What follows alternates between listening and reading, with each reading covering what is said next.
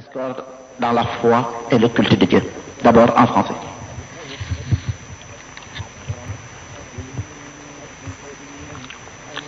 Revenant au texte, je pense que j'en ai déjà parlé.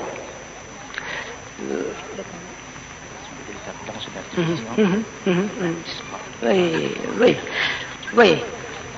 J'ai bien dit que l'homme ne peut pas battre foi à son prochain, c'est-à-dire un musulman, plus de 3 jours. La durée ne doit pas excéder de 3 jours. Parce que Dieu envoie à chaque aube des gens de la miséricorde qui demandent le pardon de Dieu à quiconque ne garde pas une haine contre son frère musulman.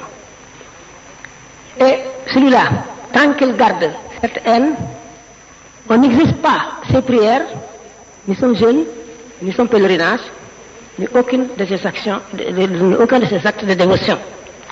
Et que, donc, le meilleur homme et le pire homme, c'est celui qu'on évite par crainte de sa mauvaise langue ou de ses sévices.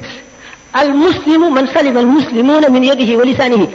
Le vrai musulman, c'est celui dont les hommes sont garantis contre ses paroles, ses mauvaises paroles et ses sévices, c'est-à-dire ses mauvaises actions. Le musulman doit à son prochain conseil, prière, enseignement.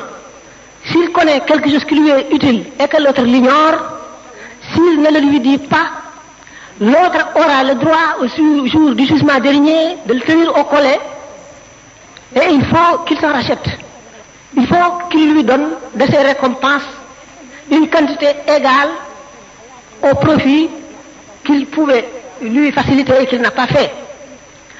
Si un musulman insulte un musulman, on doit le corriger par le fouet. S'il insulte également un non-musulman aussi. Mais le musulman, pour le musulman, est un frère. Al-mu'minu lil-mu'mini kal-bunyani yashuddu ba'duhu ba'dan. Mathal al-mu'minina fi tawaddihim wa tahabbubihim كمثل الجسد الواحد إذا اشتكى منه عضو تداعى له سائر الجسد بالسهر والحمى. jullit ak jullit ñi ngi demee ne benn jëmm mi nga xamee ne benn jëmm bi bu ci benn cër feebaree mais amee métit yaram yépp feebar ñu ngi mel ne tabax bi ak mool yi benn mool bu ci nekk mooy jullit ñi ñooy daje tabax bi soog a am mais suñu teqali ko tabax du am. Donc, un musulman doit à son frère musulman la salutation quand il le rencontre. Il lui faut aller à ses funérailles quand il est mort. Quand il a quelque chose d'heureux, il doit le féliciter.